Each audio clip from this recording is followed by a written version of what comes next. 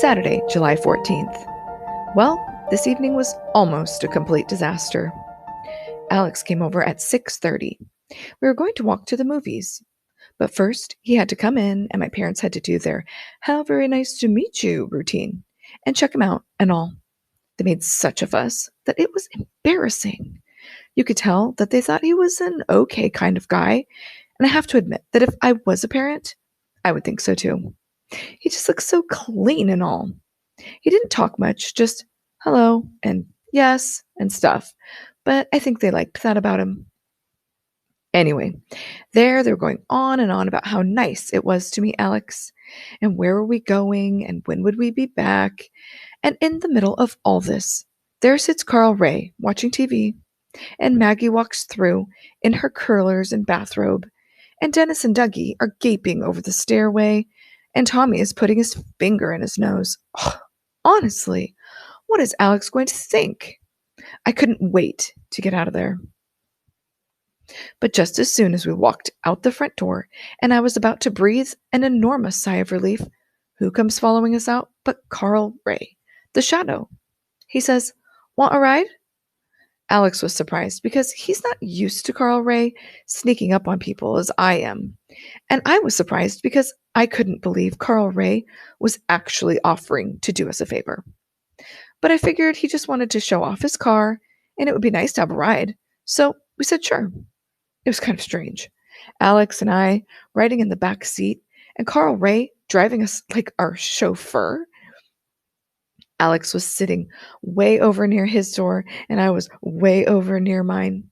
Carl Ray kept looking at us in his rear view mirror. So we get to the movie theater, and I'm wondering why Carl Ray is pulling around the back instead of dropping us off in front. But I didn't say anything. And I did think it was kind of funny when he pulled into a parking space, and I started to get a little uneasy when we got out and he got out too. Sure enough, old Carl Ray drops the big bomb. "I think I'll come too." Alex gave me this horrified look, and I gave Alex a horrified look. I said to Carl Ray, "You'll come too?"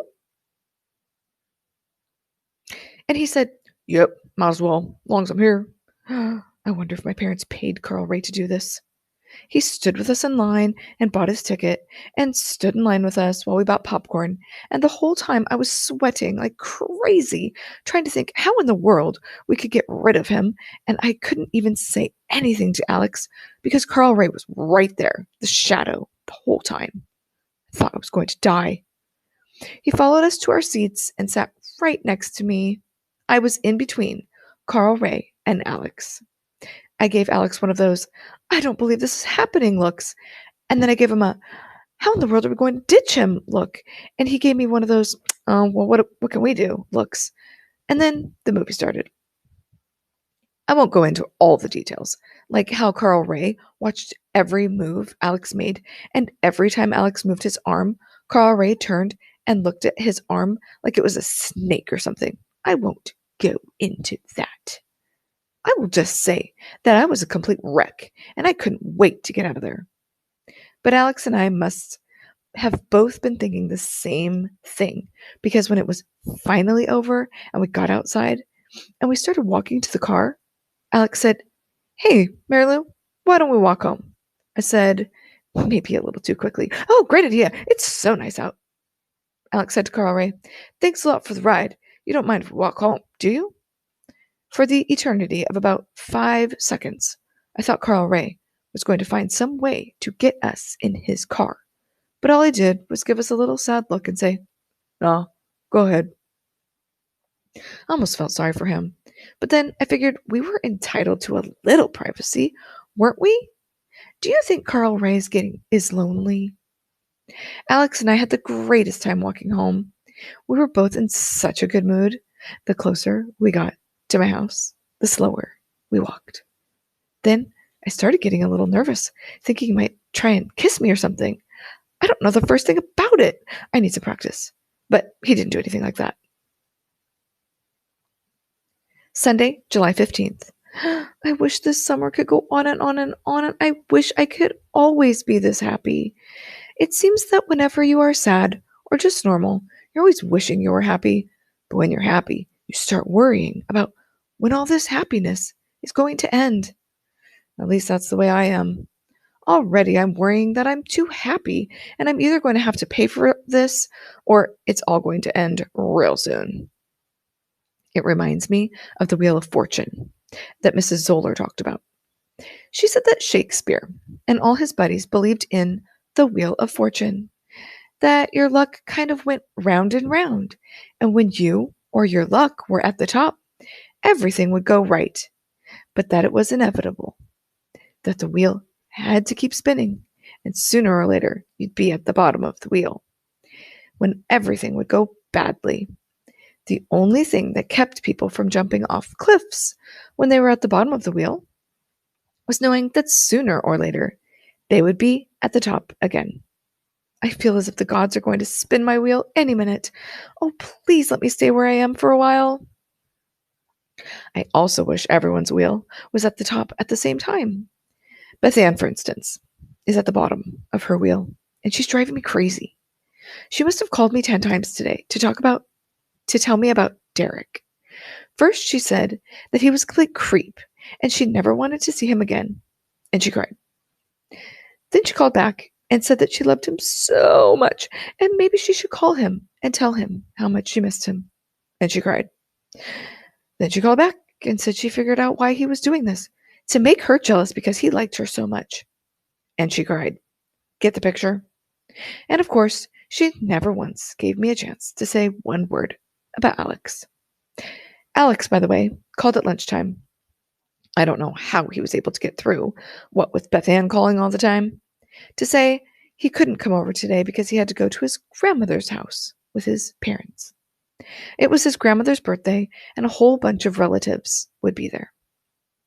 Since I didn't have much to do today, and since it was raining like crazy, I stayed home and read some more of the Odyssey. I think I'm getting to the good parts. Lotus Eaters and Cyclops. In Book 9, Odysseus starts telling all about these great adventures he's had. There were 2 I really liked. One was about lotus eaters, people who eat flowers.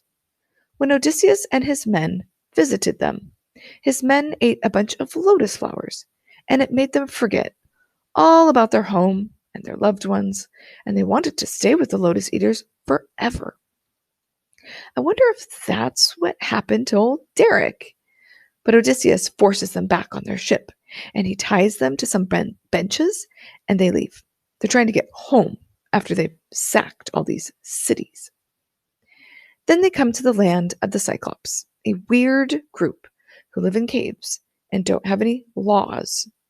Odysseus and some of his men go up to the cave of this horrible one-eyed monster, Cyclops. And pretty soon, this Cyclops starts smashing a couple of the men on the ground and tears out their arms and legs and stuff and eats them. Ugh! That's for supper. He does it again for breakfast. Finally, Odysseus, if you ask me, brags a little too much about his cleverness, comes up with this great plan. He tells the monster his name is Nomen, and then he gets the monster drunk and pokes his eye out with this huge burning club. Homer really gets into all the gory details too, about the eye bubbling and hissing and all. It's a little too much for me. But the best part is when this monster's friends all come and start calling to him, asking why he's screaming and stuff. And he says that no man, get it, is killing him. And since his friends think that no man is killing him, they go away. Anyway, they all, or at least the ones who haven't been eaten, finally do escape through Odysseus's plan. He's real proud of it, of tying them underneath some sheep and goats who are in the cave and will be let out in the morning. It's a little hard to imagine. The only thing I don't like about Odysseus is that he brags so much about how clever he is and how many cities he sacked and how many people he killed. I think he'd be put in jail if he were alive today.